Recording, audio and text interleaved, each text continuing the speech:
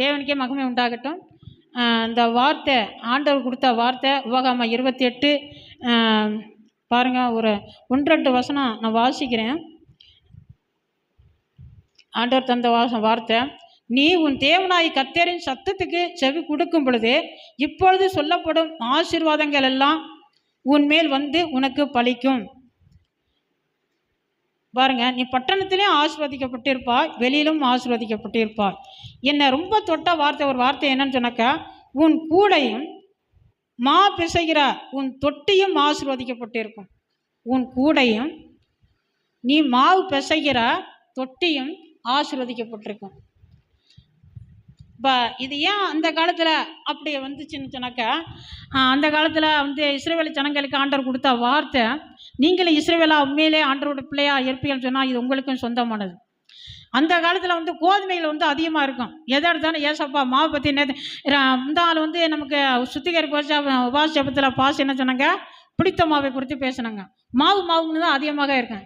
ஏன் தெரியுமா? இஸ்ரவேல் ஜனங்கள் மத்தியில் கோதுமை தான் அதிகமாக புழக்கம். கோதுமை அவங்க எடுத்து அரைச்சி அடையா தட்டி சாப்பிட்றது, கூழி கிண்டி சாப்பிட்றது எல்லாம் அங்கே இருந்ததுனால ஆண்டவர் அங்கே மாவை பற்றி அங்கே பேசுகிறார்.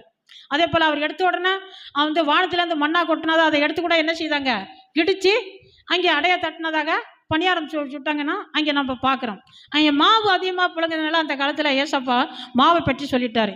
இன்று நான் இந்த வசனத்தை நம்ப எடுத்துக்கிறது எப்படின்னு சொன்னால், உன் கூடையும் நீ மாவு பிசைக்கிற உன் தொட்டியும் ஆசீர்வதிக்கப்பட்டு இருக்கும்னு சொன்னாக்க, நம்மளுடைய ஆகார பாத்திரங்கள், நம்ம சாப்பிட்ற சாப்பாடுகள், நம்ம அரிசி பாத்திரம், நெல் பாத்திரம் எல்லாம் என்ன செய்யும், ஆசீர்வதிக்கப்பட்டு இருக்கும். நெல் பத்தாயம் தெரியும். இங்கே என்ன சொல்லுவீங்கன்னு தெரியல. எங்கள் ஊர் பக்கம்லாம் தஞ்சை மாவட்டம்லாம் பத்தாயம்னு சொல்லுவாங்க. பத்தாயம் சொன்னால் அது பெரிய பெரிய அதாவது மரத்திலே செய்யப்பட்டு பெருசாக இருக்கும். ஏனியில் ஏறுற போல் ஏறி போயிட்டு உள்ளுக்கு இறங்குவாங்க. அதனால எனக்கு இங்கே எப்படின்னு தெரியல. பத்தாயம் சொன்னால் அது கிட்டத்தட்ட ஒரு 100 மூடை நெல் தட்டுற பத்தாயமாக இருக்கும். அப்படி தான் சொல்ல முடியும். அது மட்டும் இல்லை, பாசுலாம் சொல்லியிருக்காங்க. அவங்க ஊர் தஞ்சை மாவட்டத்தில் பக்கமும் இன்னொரு சில இடங்களில் சொல்லுவாங்களா, அவிச்ச நெல் அவிக்காத நெல்லும் அதே பத்தாயத்தில் பாதிக்கு இருக்குமா. ஆமாம், அங்கெல்லாம் அப்படி தான் இருக்கும். அங்கெல்லாம் நெல் அதிகமாக விளையிற இடம், 100க்கு 100 விளைஞ்ச இடங்கள் தஞ்சை மாவட்டம்லாம். அதனால அது பெரிய பெரிய இங்கெல்லாம் பார்க்குறதுனால கொஞ்சம் தான் பார்க்குறேன். அதே ரொம்ப கஷ்டப்பட்டு தான் எடுக்கிறாங்க. இப்போ இந்த இடங்கள், இந்த பத்தாயம், இந்த நெல் போடுற இந்த மாவு பாத்திரங்கள், அரிசி பாத்திரங்கள் எல்லாம் ஆசீர்வதிக்கப்படும். உனக்கு வறுமையே வராது, உனக்கு கஷ்டமே வராது. நீ என்ன செய்வ, ஆசீர்வாதமாக இருப்ப. உனக்கு ஆகார பஞ்சங்கள் வராது அப்படின்னு அந்த இடத்துல சொல்கிறதுக்கு தான் உன் மாவு பாத்திரம், உன் மாவு கூட ஆசீர்வாதமாக இருக்கும், ஆசீர்வதிக்கப்பட்டு இருக்கணும். அந்த இடத்துல ஆண்டவர் சொல்கிறத நம்ம பார்க்குறோம். அருமையானவர்களே, இது ஆசீர்வதிக்கப்படுறதுக்கு முன்னால் ஒரு வார்த்தை சொல்கிறாரு, நீ உன் தேவனாய் கர்த்தரின் சத்தத்துக்கு செவி கொடுக்கும் பொழுது இப்பொழுது சொல்லப்படும் ஆசீர்வாதங்கள்லாம் உன்மேல் உனக்கு என்ன செய்யுமா, பலிக்கும். நீ உன் தேவனாய் கர்த்தரின் சத்தத்துக்கு கீழ்ப்படியணும். மேலே சத்தத்துக்கு கீழ்ப்படுகிறீர்களா? ஆண்டவருடைய சத்தத்துக்கு கீழ்ப்படுகிறீர்களா?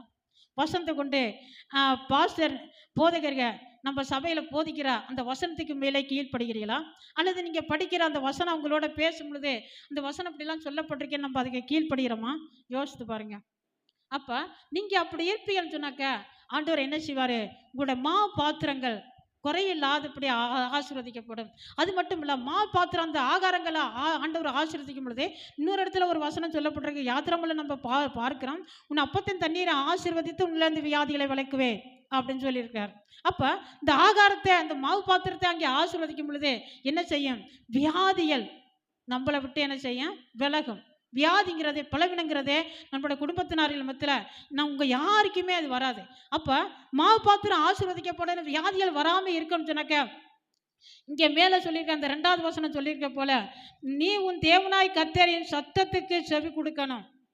கர்த்தர் சொல்கிற அந்த சத்தத்துக்கு அவர் கொடுக்குற வார்த்தைகள் 2 நாட்களாக சுத்திகரிப்பு ஜெபத்தில் பாஸ் நமக்கு நல்லா அழகாக உபதேசங்களை எடுத்து பேசினாங்க. நல்லா இருந்துச்சு. அந்த வார்த்தையில் கேட்கும்போது ரொம்ப அமைதியாக இருந்து, யாரையும் சத்தம் போடலாம், எதுவுமே ரொம்ப சத்தம் போட்டு பேசலை, அமைதியாக இருந்து பேசுனாங்க. அந்த வார்த்தை ரொம்ப பிரயோசனமாக, ரொம்ப கிரி உள்ள வார்த்தையாக இருந்துச்சு. அப்போ இந்த வார்த்தையில் நம்ம கேட்டு அதை கீழ்ப்படுத்தி நடந்தோம்னு சொன்னாக்க என்ன செய்யும், ரொம்ப பிரயோசனமாக ஆசீர்வாதமாக இது கை கொண்டு நடக்கும்பொழுது வியாதிகள் வராதபடி ஆகார பஞ்சங்கள் முதல்ல வராதபடி நல்ல ஒரு செழிப்பு உள்ளதாக ஆசீர்வதிக்கிறதுக்கு நம்ம என்ன செய்யணும்? கர்த்தருடைய சத்தத்துக்கு செவி கொடுக்கணும். சபையில் போதிக்கப்படுற அந்த வசனத்துக்கு கீழ்ப்படியணும். வேத வசனத்தை சொல்லியிருக்கிற அந்த வசனத்தை கீழ்ப்படியணும். அதே போல் இன்றைக்கி ஆகார பஞ்சங்கள், ஆகாரத்தை என்ன ஆசீர்வதிக்கப்படனா பாருங்கள், என்ன வசனம் சொல்லப்பட்டிருக்குது. நீ எதை செய்தானா நீ அதாவது ஏதாவது ஒரு பண்டிகையில் கொண்டாடும் பொழுது, விருந்துகளை நடத்தும் பொழுது என்ன செய்யணுமா? லேவியனை நினைத்து கொள்ளணும்னு வசனம் சொல்லப்பட்டிருக்குது. இன்றைக்கி லேவியனை நினைக்கிறோமா? ஆகாரங்கள் இன்றைக்கி இப்படி அரிசிலாம் சபையில் நின்று போயிடுச்சு. கொஞ்ச நாளைக்கு முன்னால் ரொம்ப எழுப்புதலாக இருந்துச்சு. இதான் யாரும் நினச்சிக்கிறாதையா? ஏன்னா வசனம் அப்படி வருது. இது 2 நாளாகவே எனக்கு ஆண்டவர் உணர்த்தின வசனம். அதனால தான் நான் சொல்கிறேன். இன்றைக்கி இப்படி அரிசி நிறைய பேர் என்ன போயிடுச்சு, நின்று போயிடுச்சு. யாருமே இப்போ கொடுக்குறதில்ல.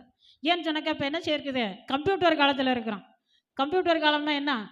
சுவிட்சை தட்டி விட்டால் சோறு வீட்டுக்கு வருது, பிரியாணி வருது. அப்புறம் பிரியாணியை கொண்டாந்து கொடுக்குறவனை கைக்குள்ளே போட்டுக்கிறதெல்லாம் நம்ம பார்த்தேன் கொஞ்சம் நாளைக்கு முன்னால் நியூஸில். அதனால் ஏதோ வாய் உலர்த்து சொல்கிறேன். இப்படியே சுவிட்சை தட்டி விட்டோம்னா சோறு வீட்டுக்கு வர்றதுனால இன்றைக்கி என்ன செய்யுச்சு? புடி அரிசி நின்று போயிடுச்சு. அநேக பேருக்கு உங்களுடைய அருமையான சகோதரியில் உங்களுடைய ஆகார பாத்திரங்கள் ஆசீர்வதிக்கப்படணுமா? பாத்திரம் ஆசீர்வதிக்கப்படணுமா? வியாதி இல்லாமல் இருக்கணுமா? நீங்கள் என்ன செய்யணும்? கர்த்தருடைய சத்தத்துக்கு செவி கொடுக்கணும். அவர் சொல்லியிருக்கிற வார்த்தைகளுக்கு நீங்கள் செவி கொடுக்கணும். அப்போ என்ன செய்யும்? நம்ம வீடுகளில் வியாதிகள் வராதபடி, ஆகார பஞ்சங்கள் வராதபடி ஆண்டவர் நடத்துவார்.